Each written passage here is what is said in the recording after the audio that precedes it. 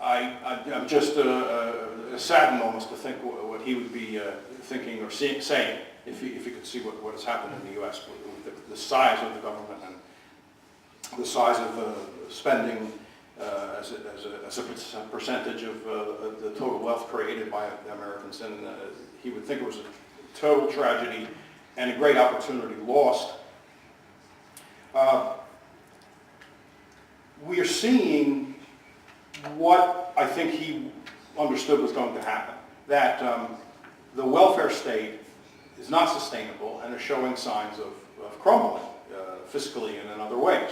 Don't forget that his other discussion, his other reason, other motive that he identifies for legal plunder is in addition to the simple greed, willingness to exploit people so you don't have to work. The other motive he talks about, of course, is what he calls false philanthropy.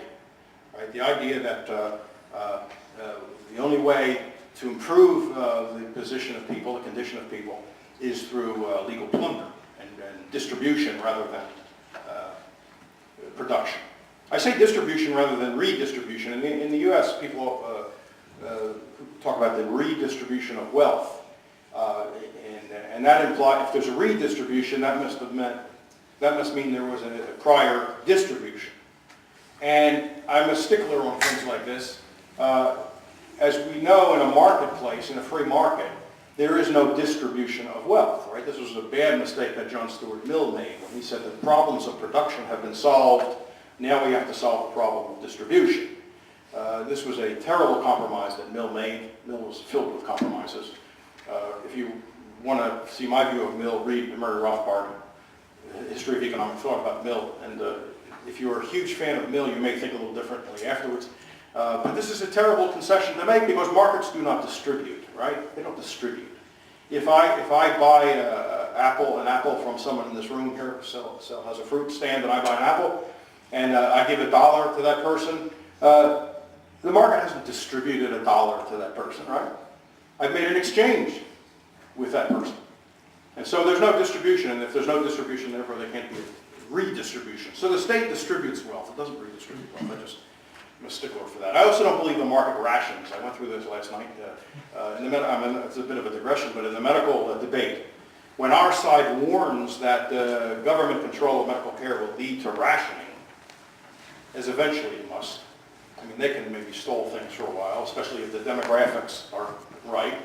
But when the baby boom retires and there's this huge demand for medical services, the government eventually will have to, one way or another, ration. The other side will say sometimes, the economists on the other side, or what I might think of as pseudo-economists on the other side, will say, well, so what? So what if the government has to ration? The market rations. So it's just your system of rationing versus ours, and we think ours is more fair. And unfortunately, too many free market economists in the United States will agree that the market rations. But then they go on to make the case why it's a more intelligent, efficient form of rationing. And I want to say no, wrong. Both sides wrong. The market does not ration. Now this strikes a lot of economists as strange because they believe that even if they like the market, they say, well, no, it does. It allocates resources efficiently because of the prices. But the market doesn't ration, and I'm using Hayek here, the market doesn't do anything. The market is a process in which people engage in an endless chain of exchanges. That's not the market doing anything. And just like it doesn't distribute, it doesn't ration. So I think we need to be careful here. I mean, this is a metaphor when you say the market rations, and when you're all economists and you all understand it, it's fine to talk like this.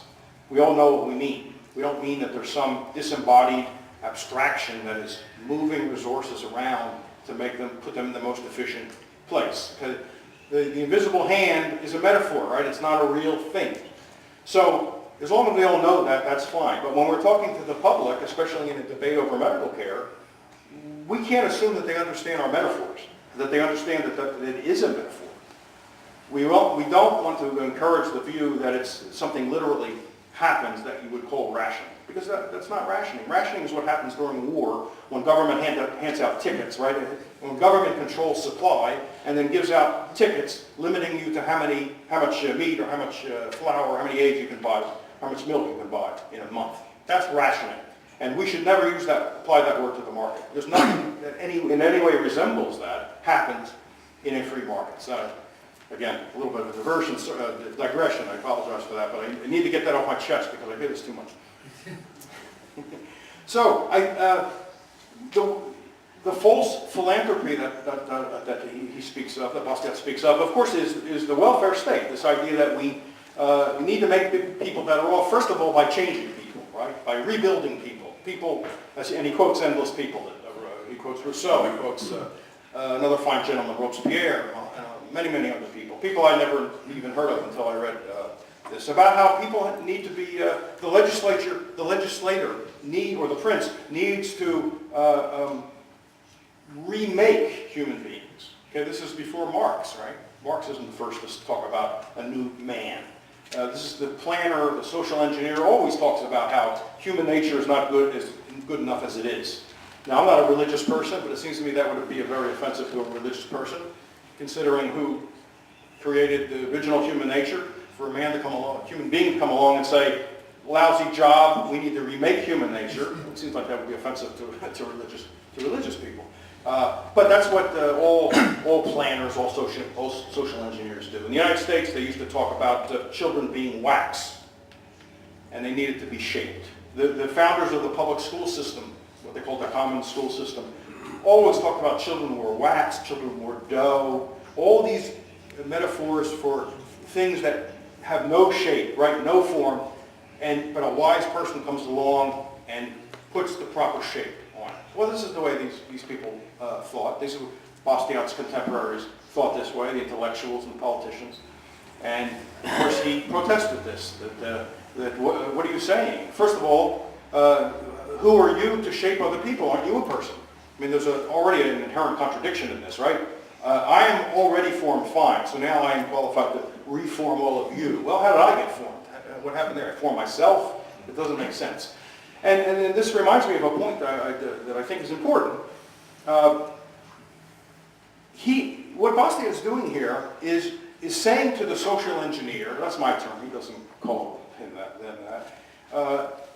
he's pointing out that the social engineer, in a very profound way, is anti-egalitarian. Now, we often think of ourselves as the opponents of egalitarianism, don't we?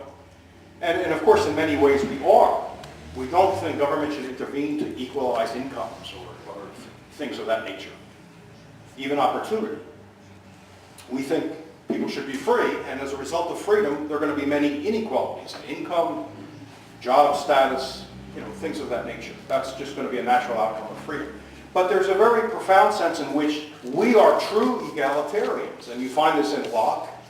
And need I remind you that Jefferson writes in the Declaration of Independence that all men are created equal. Now, he didn't mean in the sense of we are all equally talented, or all equally energetic, or ambitious, or all equally able to earn the same income. Of course, Jefferson did not mean it. Jefferson, after all, was a Jeffersonian. It's a coincidence, I guess. But he didn't mean it that way. But what we believe he means by this, and there are very good papers by the Auburn philosopher, Roderick Long, about this, and I recommend you look them up. I had a piece in the Freeman about this, so you can check our website and find this article. He meant equality, and I think Bastiat was right, in the sense that Locke talked about it, where he said individuals in the state of nature are equal in this sense, that no one has the right to subject or subjugate any other person.